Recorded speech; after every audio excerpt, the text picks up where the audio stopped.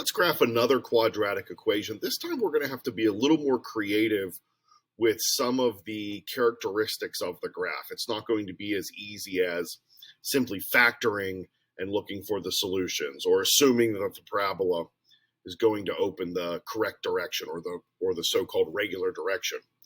We again see that our quadratic function here is already written in standard form. So we begin by identifying the A, the B, and the C. We notice that A is negative. That's a good indication that this parabola is going to open downward.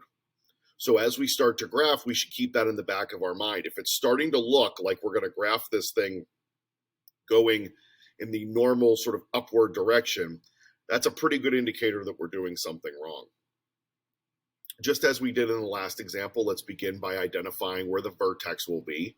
So our vertex is at negative b over 2a. Lots of negative signs to worry about.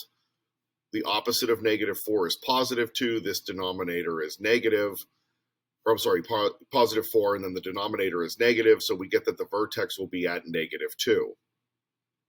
Now, in order to find, well, that tells us our axis of symmetry, so it makes sense to throw in our axis of symmetry because we know where that's going to be, thanks to the location of the x-coordinate of the vertex. Now, we go back to the function, and we figure out our value at negative 2. Again, careful with the parentheses and careful with the squaring. So squaring negative 2 is positive 4. This is negative 4. This is plus 8 and plus 3. For a total of 7, meaning our vertex will be at the point negative 2, 7. Now, with our analysis that the parabola is going to open downward and the position of the vertex at negative 2, 7, we have a pretty good idea that this particular equation is going to have two real solutions. Because the bowl is going to be opening down, we know we're going to kind of at least be going this direction, in this direction. So at some point we're going to cross the x-axis. We don't know how tight or how narrow or how wide the parabola is going to be. That's where we actually have to find our solutions from. Now, this is a not easily factorable polynomial. So we're instead going to use the quadratic formula in an effort to approximate this particular solution. So we know all of our numbers.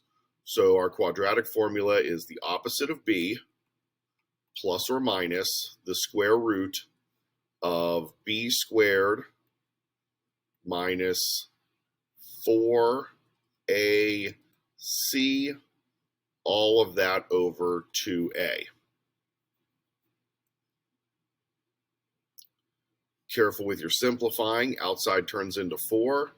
Inside turns into 16 plus 12. All of that over negative 2.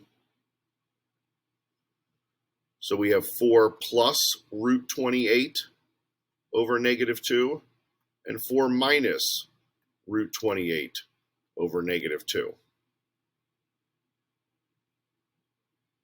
Evaluating both of those carefully.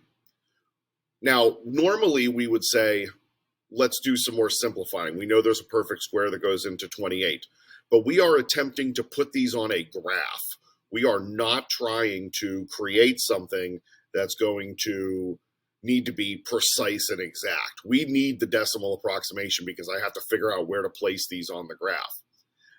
Now, careful bit of calculator work, careful bit of manipulation, careful bit of calculation. We get that one of the roots is at negative 4.646, and one of the roots is at positive 0.646. So we're slightly to the right over here, and we're slightly to the left over there. And look at that symmetry. So we're guaranteed the symmetry by the fact that we have an axis of symmetry and we know this is going to be a parabola, and these two roots follow that symmetry perfectly. We get a space of about 2.646 going this way and about a space of 2.646 going that way. So that checks out exactly the way that we would like it to look. We follow that up. We follow our use of the quadratic formula up by identifying the y-intercept, and that's going to be our C. So we know we're going to have a point at 0, 3. So right here, we're going to have the point 0, 3. And again, because of symmetry, that is a 2-unit space from the axis of symmetry. So let's go 2 units the other direction and place a point there.